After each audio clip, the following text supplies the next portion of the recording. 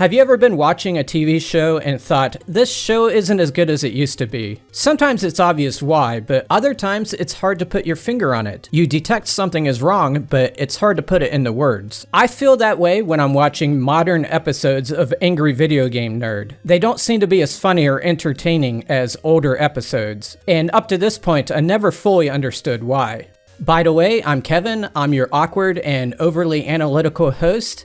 I recently watched a lot of episodes of Angry Video Game Nerd, both old and new ones, back to back, and I've come up with some suggestions on how to improve the quality of the newer episodes and to restore some of the magic that seems to have been lost from the older episodes. Let me say first that I've always been a big fan of the Angry Video Game Nerd. Him and Classic Game Room have been the axis of my personal retro gaming world. You will not find me bashing the nerd today. This is simply constructive criticism, and I will only focus on the Angry Video Game Nerd show and not the other stuff that James is involved with on Cinemassacre. I realize that he does not need my help at all. His newest nerd videos still get millions of views, and the lifespan of his show has been over a decade. He's outlasted a lot of other YouTubers. Regardless though, I have performed this audit of his show, and I hope you find it entertaining, and maybe he'll end up watching it. Who knows?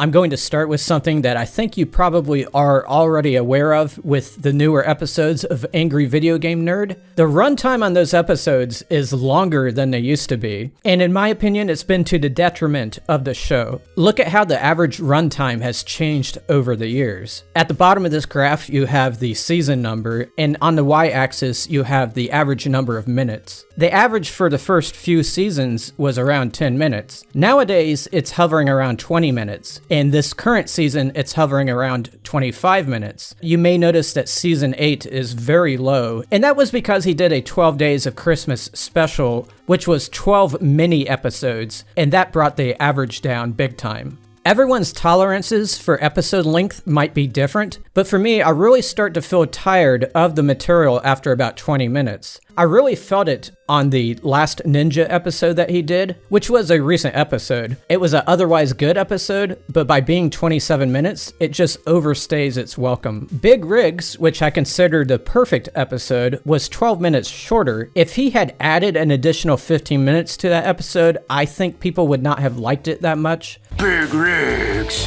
Some of my favorite episodes are from those early seasons, which were around 10 minutes long, and when I watch them today, I never think, gee, I wish they were longer. I consider many of them retro gaming masterpieces. Mattel Electronics presents B-17 Bomber. In one of the newer episodes, Purr Pals, you can feel the extra padding he's added to the videos. I have a hard time believing that they're just part of the scenery. I mean, don't they seem like props you're meant to interact with? It just leaves you with an ominous feeling.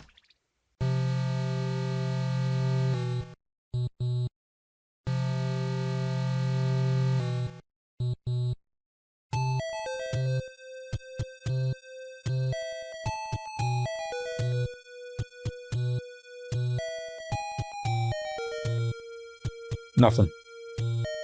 Oh, the cat went through the tire. The bottom line is that he, or whoever his editor is, needs to lower the runtime to around 12 minutes per episode. Basically cut the runtime on the current set of videos in half. This would allow him to make more episodes, all of which would probably get 1 million views, which in turn could lead to more money coming in. Of course, he could be making them long on purpose to get more commercials in there, or maybe he doesn't want to burn through too many games per season because he might be running out of games he can actually make jokes about. So what do you all think? Do you think the newer episodes are too long? Would you like them to be around 10 minutes like they were the first few seasons? My next one is related to the problem of runtime. It's about those sponsored segments he does at the beginning of the episodes. ExpressVPN is a virtual private network that gives you Lately, it's been for VPN services. While these segments may bring him money, for me, it does hamper the overall enjoyment of the episode. For one thing, it adds an extra minute to the runtime, time, but it also weakens the immersion. Let me explain that. He does the spots as James the person and not as the nerd, so you see him out of character before the character comes on. It creates an awkward transition between the two characters, as demonstrated in this clip from the episode Contra How I Remember It.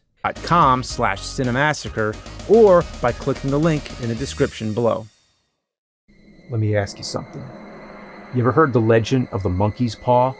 It would be like if Mark Hamill did a commercial before The Empire Strikes Back. It would really ruin the feel of the movie. If James is unwilling to drop those segments, I would suggest moving them to the end of the video. I've seen other YouTubers do that. I would also suggest doing them as the Nintendo nerd character and make them funny. That would cause fewer people to skip over them. The next thing I'm going to suggest is to improve the comedic timing of the episodes. Nowadays, when he makes a joke in an episode, there's a tendency for him to let it linger on the screen for too long. There's sometimes an awkward pause after his jokes. And that pause can be very long if the joke isn't that funny to begin with. It would be like playing Super Mario World and all of a sudden Saberwolf shows up. This cat definitely has supernatural properties. It levitates. You ever see your cat levitate? What do you think, Yeti?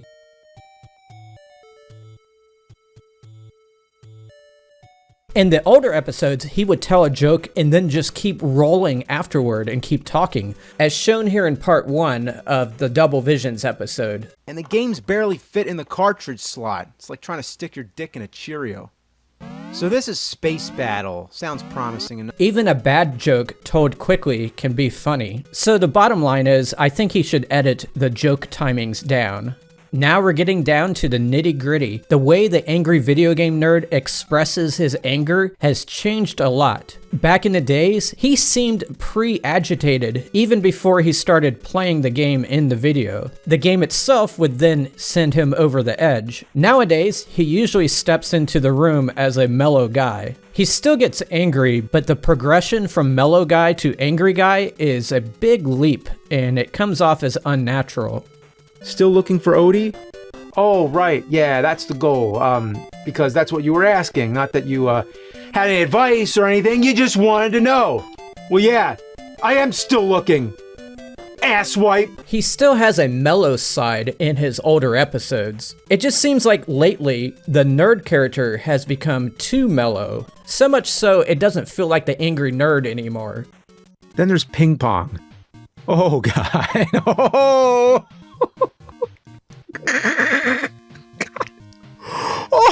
Oh, make it stop. Make it stop. It's killing me. It's like James's regular self has completely overtaken the angry nerd self. Just contrast what you just saw with the older episode, Big Rigs, where he's being mellow, but you can still feel the presence of the nerd throughout it.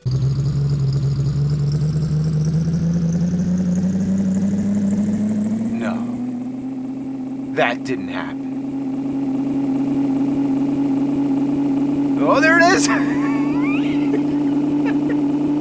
I need to see that again. Oh my God. What happens if I turn? I'm under the bridge. And the bridge is levitating. And the ground is going apeshit. And I just realized there's no water. As if the river dried up. Is this glitchy stuff supposed to be the water? It's as if the water is trying to exist, but can't. The way he edited the flow of that scene was pure gold. The point I'm trying to make is that he needs to re-anchor himself to the angry video game nerd character, in my opinion. Now, sorry, James, I'm not trying to put you under a microscope. You've been doing this character for over a decade, and I understand how hard it is to be consistent in all that time. It may be harder to mimic anger when you get a little bit older too. Perhaps you're just a lot more happy in life or whatever, but who knows? Since I'm all about shorter runtimes, I need to do that for this video as well. I'm going to zoom through the rest of my suggestions. And here they are. Bring back more of the gross out humor, like with poop. It's so silly when I see him pooping on someone's face in the videos. It just brightens my day because there's hardly anyone else that does that kind of stuff. I would also say redo the opening theme by having Kyle Justin come back and sing it over again. This would bring tears to a lot of people's eyes, I think. Also, many of the newer episodes don't have as many guest appearances, so I say start bringing in more of them, including some of the old faces, and do more of those bits with the costumed people. I would also suggest do more modern games. They don't need to suck, but maybe they are hard or esoteric or something. Maybe do something on Elden Ring. With those kind of episodes, he may be able to expand his audience. You can't depend solely on us old people to watch your episodes. Let me know if you have a suggestion that I haven't made. In the meantime, if you want to hear me blabber on about another YouTuber, watch the video I made on Classic Game Room, where I talked about why Classic Game Room was the best retro show ever. May your games make you happy and smart, and may people respect you for playing them. So long, everybody.